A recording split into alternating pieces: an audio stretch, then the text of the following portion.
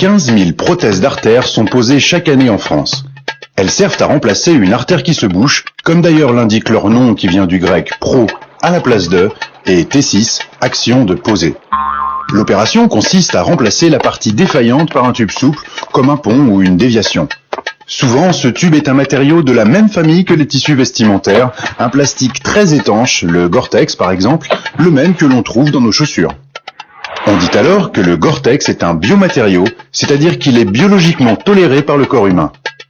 Il est compatible, mais il n'en demeure pas moins un corps étranger.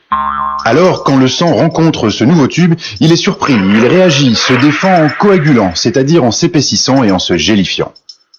Pour les grosses artères, ce n'est pas grave, le sang a toujours la place de couler. Mais on ne peut pas réparer les petites artères avec ce matériau, car elles se boucheraient tout de suite. De fait, à l'heure actuelle, on est obligé de prélever un morceau de veine secondaire pour réaliser une déviation sur l'artère malade. Pas de biomatériaux pour les petites artères. L'unité biomatériaux et réparation tissulaire de Bordeaux s'est penchée sur ce problème. Rien de surprenant à cela, puisque ce laboratoire d'une quarantaine de personnes a pour vocation de trouver des matériaux pour remplacer les os et les vaisseaux. Leur idée, tapisser le tube de Gore-Tex avec des cellules du corps humain. Le sang reconnaîtrait ainsi son environnement biologique. Bref, la solution, c'est de construire un nouveau matériau, un matériau hybride, mi-Gore-Tex, mi-cellules humaines. Pour le fabriquer, une technique, l'ingénierie tissulaire, la culture des cellules. L'agglomération bordelaise dispose d'un pôle de compétences dans ce domaine. En 1975, les chercheurs européens commencent à s'intéresser à la science des biomatériaux, c'est-à-dire à essayer de comprendre comment et pourquoi un matériau est compatible avec le corps humain. À Bordeaux, un petit groupe de chercheurs, guidé par Charles Baquet, propose une approche originale. Pourquoi ne pas élaborer des matériaux qui ont des propriétés voisines de celles des tissus humains ? 1981, on crée à Bordeaux un centre de travail sur les matériaux implantables, l'un des premiers en France, qui deviendra l'unité biomatériaux et réparation tissulaire. Les chercheurs commencent à prélever quelques cellules du corps humain, les cultivent et les mettent en contact avec la prothèse pour voir comment elle réagit. 1985 marque une révolution dans le monde du biomatériau.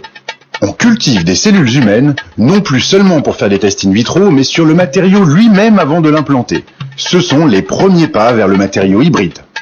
1989, la maîtrise des techniques de culture cellulaire conduit à la création à Martillac du laboratoire d'évaluation des matériaux implantables, un laboratoire pionnier en France, spécialiste des tests in vitro.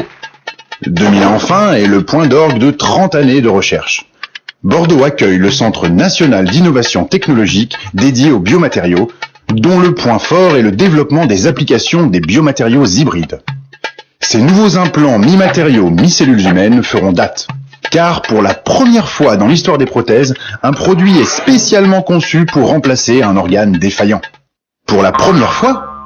Eh oui, si on réfléchit bien, les matériaux utilisés habituellement pour réparer notre corps, la céramique pour nos dents, le titane pour nos os, le plastique pour nos artères, sont des matériaux naturels ou bien des matériaux qui ont été conçus par l'homme, mais pour d'autres applications, l'aéronautique ou l'industrie notamment.